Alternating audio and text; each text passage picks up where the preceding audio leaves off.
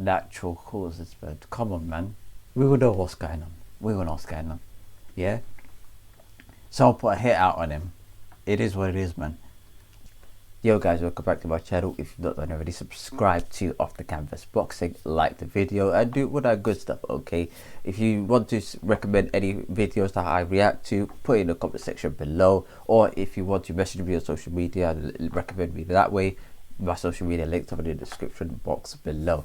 I'm doing a whole heap of historical content, so I've done the Rocky Marciano video, I've also done the Jack Johnson video. This is the Sonny Liston video for boxing most intimidating and unwanted champion. So let's get cracking.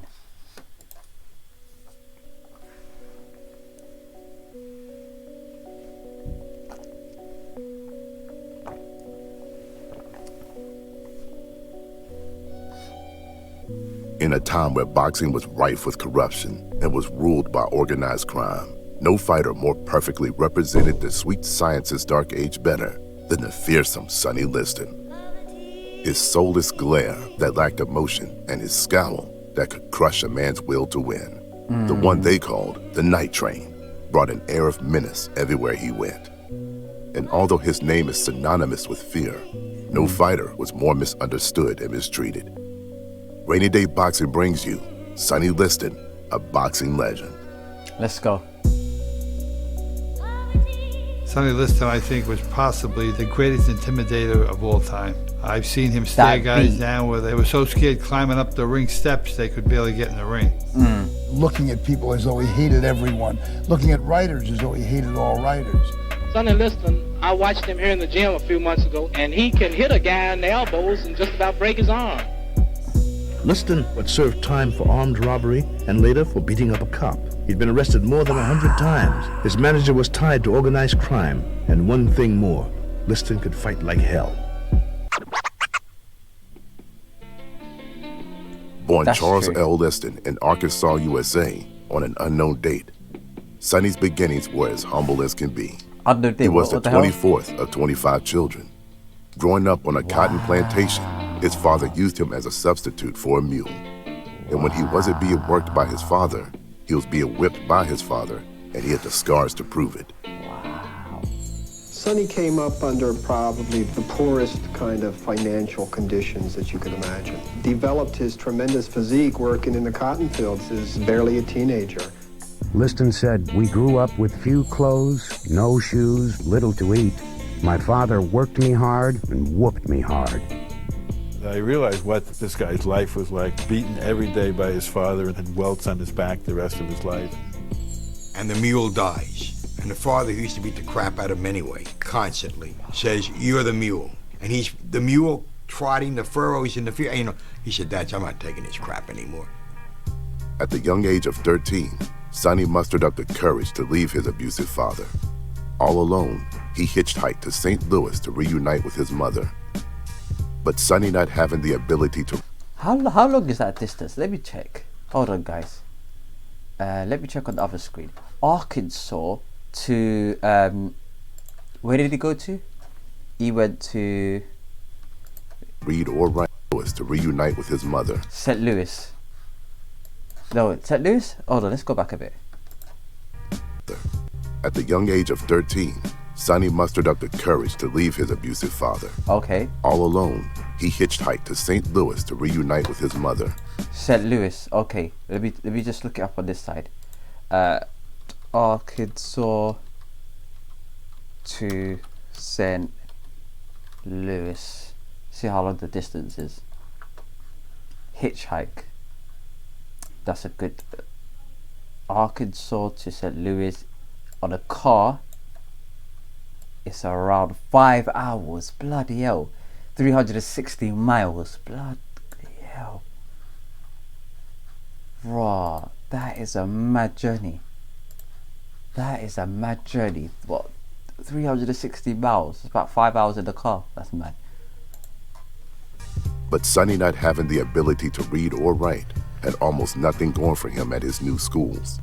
So he took to the mean streets of St. Louis, where his tremendously stocky physique and appearance of a man gained him fear and respect, and eventually led him to a life of crime. He said he was in school. They were smaller kids, and they would make fun of him because he was so big. He eventually started playing hooky and dropping out and not going to class, and his formal education didn't get very far. He was at the dark side of St. Louis at the time, the real poor section, and he saw how the poor people got money.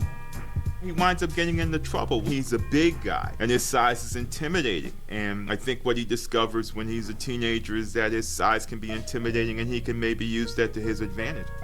As a teenager, Liston had racked up charges of larceny and armed robbery and was known to the police as a Nixie fighter, a man not afraid to fight the cops. Eventually, every police car in St. Louis had a picture of Liston taped to their sun visors.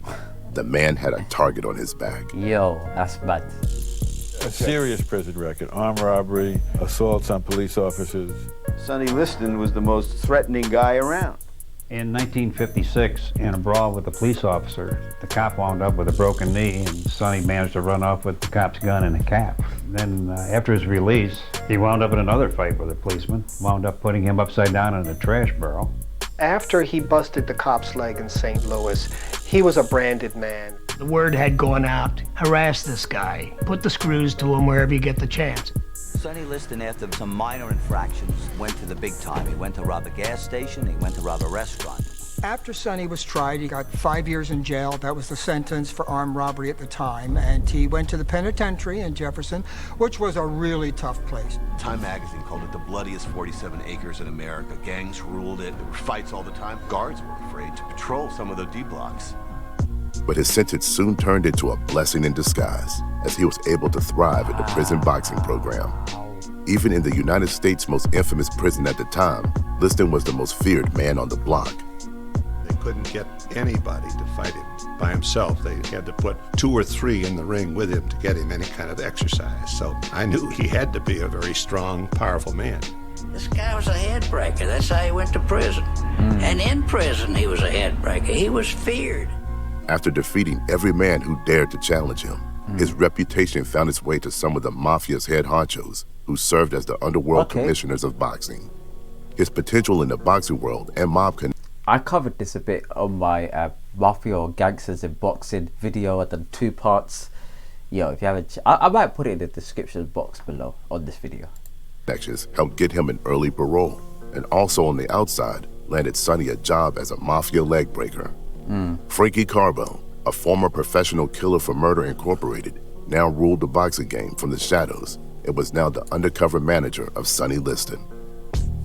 As of December 1960, Sonny Liston was controlled by powerful racketeer groups under the leadership of Frank Carbo, Mr. Gray, the superintendent, one of the most feared gunmen of the Prohibition era, and the undisputed czar of the professional sport. Have you ever threatened any manager or boxer or promoter for not carrying out any wishes? I respectfully decline to answer the question on the ground that I cannot be compelled to be a witness against myself. When he wasn't boxing, no comment. Liston's new boss made sure he was available for other work.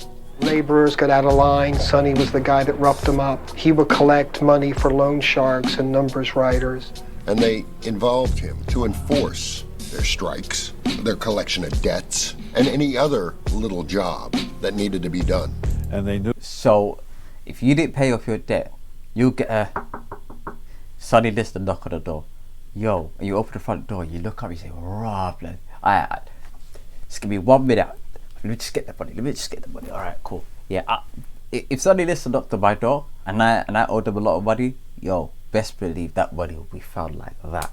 I don't care who I had to beg, rob, it doesn't matter. Because, yo, that beating, that's some decorated beating, man. Knew this guy could knock out anybody if he hit them, and it was just a question of finding the right front managers. The richest prize in sports is the heavyweight championship, and the mob wanted to get back control of the heavyweight title. Liston was matched up against the most avoided, promising heavyweight prospects and obliterated each one of them. Feared Cleveland Williams held the title as the hardest puncher in the division until Liston battered him on 2 separate occasions. It took Sonny only 69 seconds to finish veteran Wayne Bethea and knock out 7 of his teeth. Liston brought in the beginning of the big heavyweights. Previously, the heavyweight crown was held by men who fought under 200 pounds. At 215, Liston was a behemoth compared to his 190-pound counterparts. He had an 84-inch reach and required custom-made gloves to fit his 15-inch sized hands.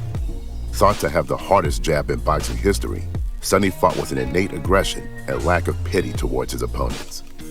The Mafia, known to rig a contest results to their liking, needed not. This is the type of like work that I want AG to do, man. This is like, bro, like, yo, I want AG to move like Sonny Liston. I want him to just go ham, bro. I don't care about all this fancy like Dr. Zeus business, bro. Yeah, I want him to smash Usyk like that, man. Worry with any of Liston's fights. They now controlled the most destructive heavyweight since Jack Dempsey. Yeah. And the top contenders felt the sting of his punches. Harris gets hit with a left hook and goes down. A prize fight is like a cowboy movie, Liston once gloated. There has to be a good guy and a bad guy.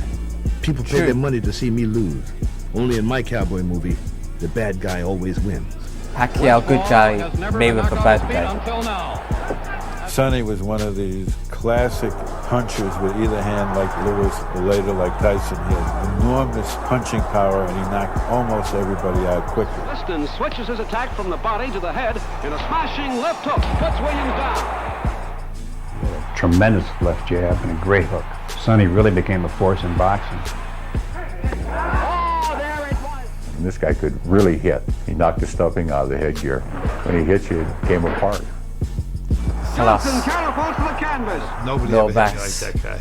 Every time he hit you, he broke something. He broke my nose, my left cheekbone, and gave me 72 stitches. A dynamite combination of punches by Sonny Liston. Okay. And McMurray goes down. Sonny Liston belongs among the 5 greatest heavyweights of all time. He had a left jab in front of him, which was probably the best in all heavyweight history. Had the kind of a jab that went through you. And a fast right to the head puts Harris down. Sonny lands a strong overhand right. He had a reputation as a fearsome puncher, a potential rival for heavyweight champion Floyd Patterson. Oh my God. Who do you want to fight in the ring in your next engagement? Let's go. Man got the title. Mr. Floyd Patterson, currently the heavyweight champion. Despite his underworld allies, Sonny earned a title shot the hard and honest way. He cleared the division in such a violent manner that it was obvious to everyone that Liston was the best in the weight class. Another and heavyweight champion Floyd Patterson knew it too. Patterson was the darling of wholesome America. Civil rights organizations desired black athletes to be model citizens, to positively represent African Americans. Floyd Patterson was the perfect representation for this cause. Charles Sonny Liston was not. There was an awful lot of controversy at the time whether this morally reckless person, quote unquote, actually was worthy of fighting for the heavyweight championship of the world. We don't really associate Sonny Liston with the civil rights movement because the civil rights movement didn't associate itself with Sonny Liston. There was a lot of concern about Liston fighting for the title to represent us. He's not the kind of image that we want. You know, this guy's been in prison, he's illiterate, he's got all these connections with these white gangsters, and we don't want that. Everybody knows I mean, you the can't best really heavyweight complain. in the world at this time was Charles Sonny Liston. There was no number 2. Everybody knew it. The question was he going to be permitted to fight for the title? Well, I've fought all the top contenders, and I fought my way up to the #1 spot. So what do a man have to do to earn a shot at the title? The champion, Floyd Patterson, was a popular figure. His manager refused to let him fight Liston because of his connections to the mob. Floyd Patterson was sold as kind of the meek, safe, polite Negro. In contrast to Sonny Liston as a menace to civilization, a threat to the cleanliness of sports. Floyd Patterson was invited to the White House by Jack Kennedy. Jack Kennedy urged Patterson to fight Liston and to beat him. Then, in 1962, over the strong objections of his mentor, Cus D'Amato, Patterson signed to defend his title against Charles Sonny Liston. Cassius, in about a month from now, Sonny Liston is going to be trying to get the championship from Floyd Patterson. How do you see I'm this the fight? greatest. Trying to get Sonny Liston will get it. When Liston goes into the ring, he's booed. Sonny Liston. And that Floyd Patterson came into the ring obviously terrified. And you knew, looking at Floyd Patterson, that it wasn't going to last very long.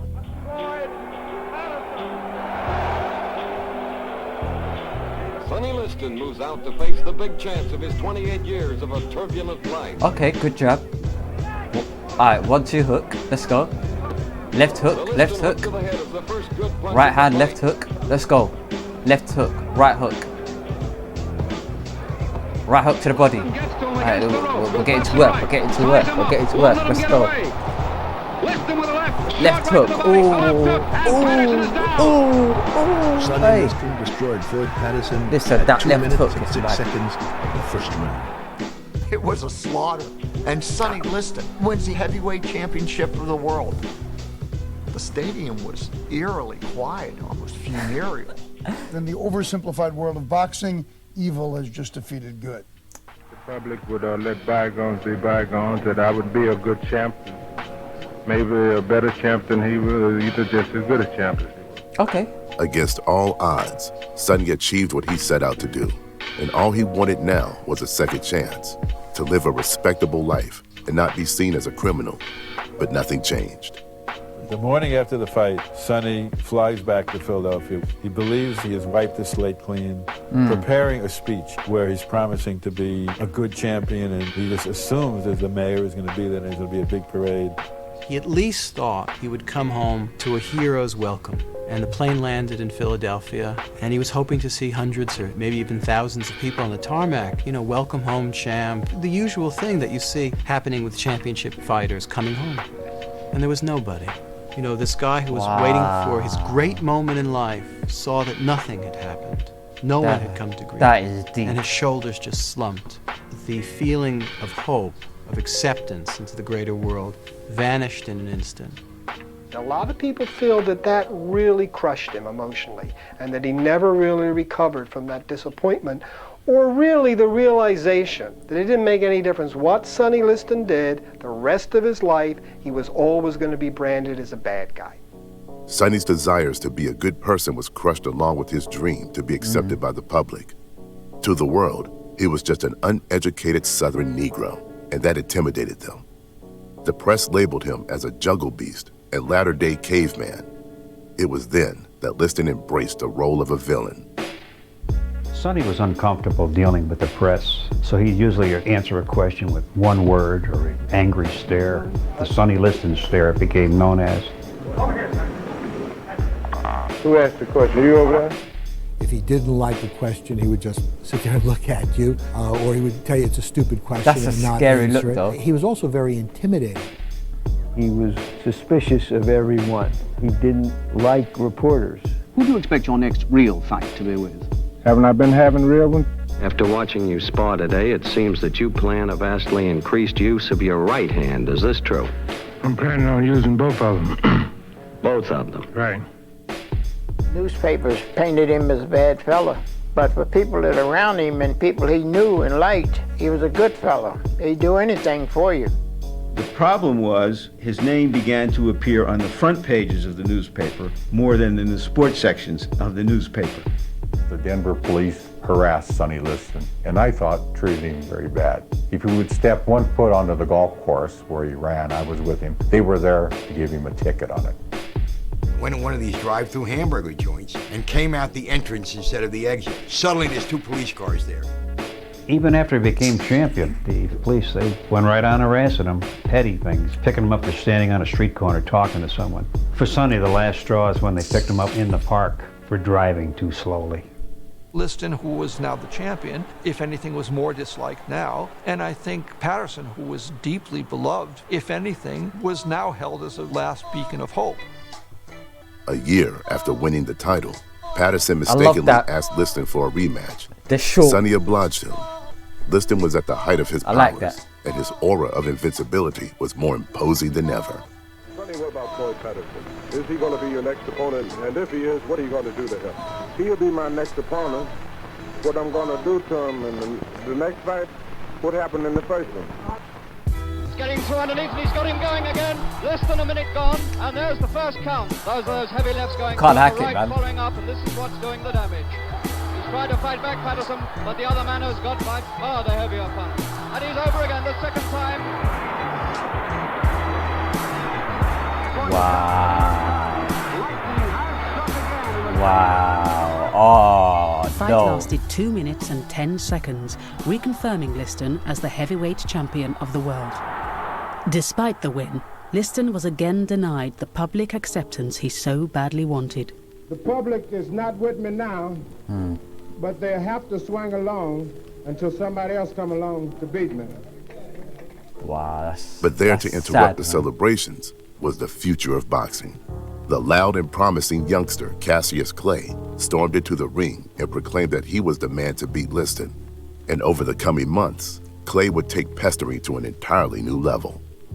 The bomb is too big, he's too flat-footed, and he's too slow. He had gone to his home and banged on his Yo, door the drip, in the middle yo. of the night. And he's too slow. Yo, the drip.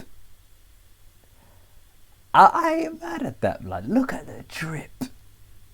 Listen, I'm all for flat caps. Listen, I've got my flat cap right there. I'm all for it, but this drip is my kind of drip, man. He had gone to his home and banged on his door in the middle of the night in order to aggravate him. He thought of all these high school stunts that he pulled on him, Sonny, which were demeaning, insulting.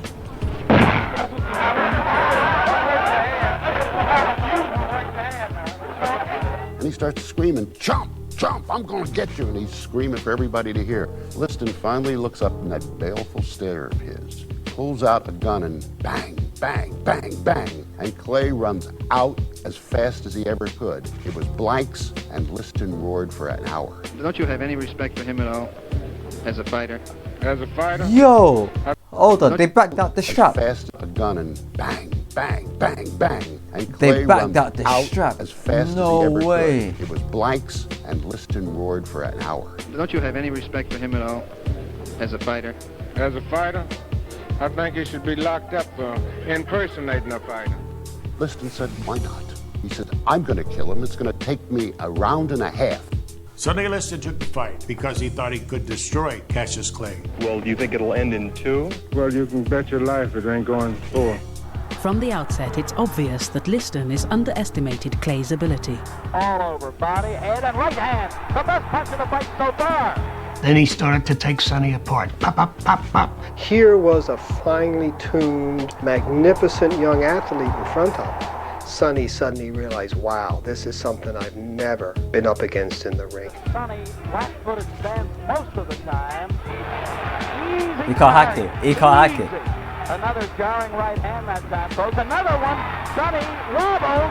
Sonny wobbled. Cassius has him hurt.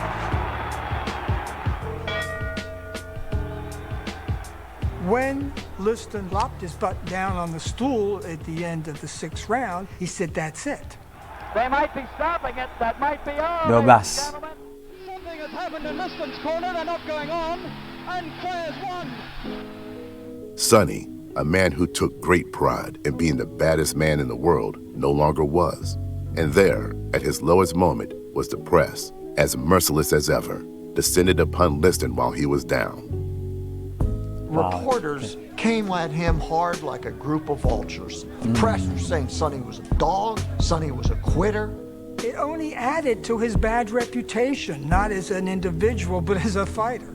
Just quit at the end of the 6th round, claiming a shoulder injury, which nobody believed. When I went back to my corner, the whole glove felt like it was full of water. And he was deeply ashamed. This was the thing that gave Sonny his identity. He was the toughest guy in the world. And suddenly he woke up one morning and he wasn't the toughest guy in the world. So he decided to do something about it. The night of the infamous Phantom Punch, and perhaps the most controversial moment in boxing history, Liston was floored by what seemed to be a harmless punch.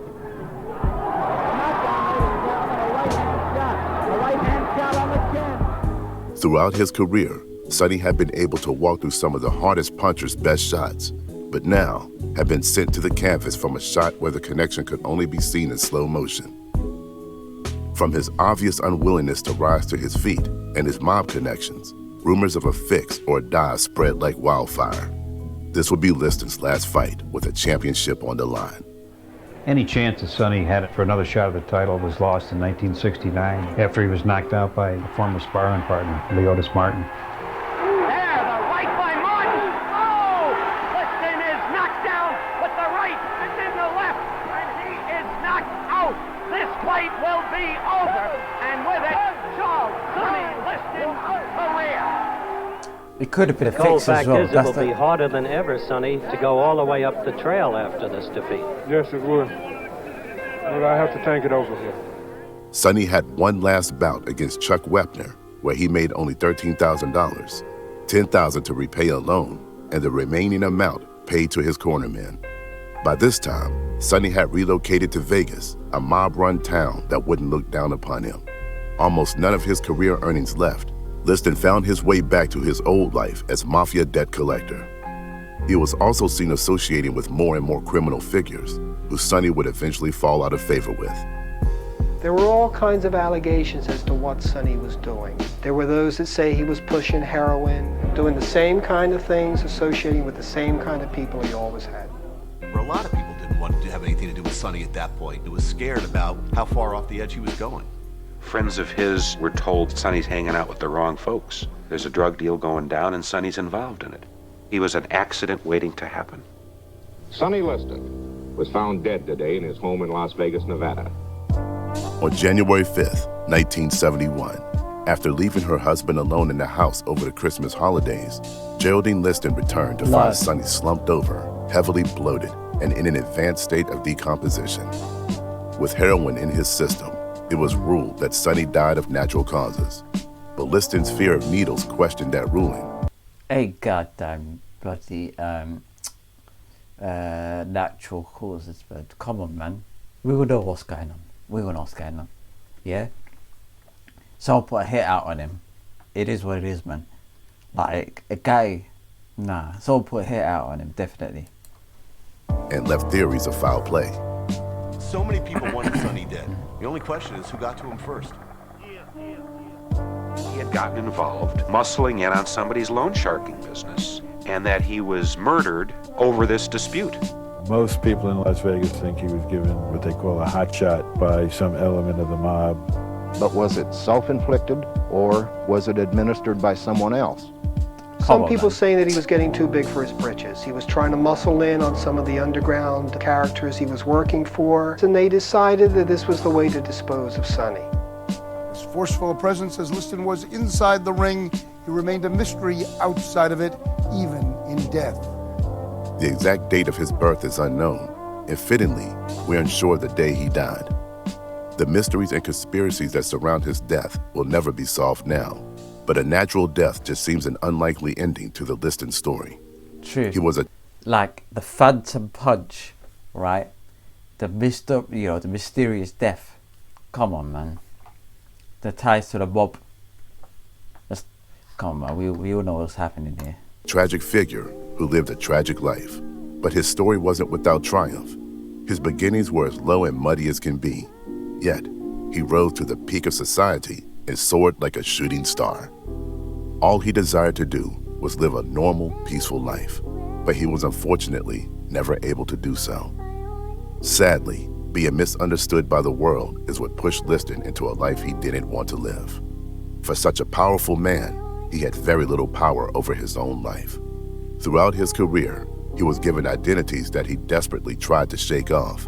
He was an illiterate, an ex-con, a leg breaker, and without a doubt, the most intimidating heavyweight champion of all time. I don't think the general public ever knew the real Sonny Liston. They knew the persona, the thug-like guy. He wasn't really that. That was a front. That was like what he needed to protect himself. Deep inside, he was misunderstood and sensitive and wounded, and that rejection, that denial of a second chance to prove himself hurt him the rest of his life. Sonny was one of the most charming people I've ever known in sports, but he didn't share it with people because he had been burnt so often. He was very cuddly and affectionate. I never saw that side of Sonny that's been described as so menacing. He just wasn't like that. He was a fun-loving person. Sonny was spectacular with little children and old people because they were non-threatening. Go on, Betty, get him out of kids. was like a father figure to me. Little things he wanted to impart with me about behaving. For me, he really George wanted to Foreman, make certain big up. I stayed out of trouble. He's a good man and he's a kind man and worthy of a chance to contribute to society. I'm not being funny, but getting the missus on is not, like, I'm not even gonna lie. You get Bin Laden's missus in, yeah, and she'll probably say a very similar thing. So I'd want to know from people from the community or what they're saying, you know what I mean, there. The championship. Do you have any plans on what you're going to do after that? I would like to work with the kids in the youth center and everything. Wow. Yes, I do. If you enjoyed this video, Big up Eli Harris, yo, what a video. Yo, like, I knew some of the stuff because I've done my research with regards to the mafia in boxing, the gangsters in boxing, but I didn't know it to this amount of detail with regards to his upbringing before he went into the mafia, and the after his career, and also, you know, how he tragically passed away. I didn't know that, you know, the latter part either. So wow, it's been a very insightful video, guys. Yeah, this has been Off the Canvas Boxing. Like the video, guys. Exercise those thumbs. Peace, love, prosperity. I'm gonna see you guys in a bit. Peace.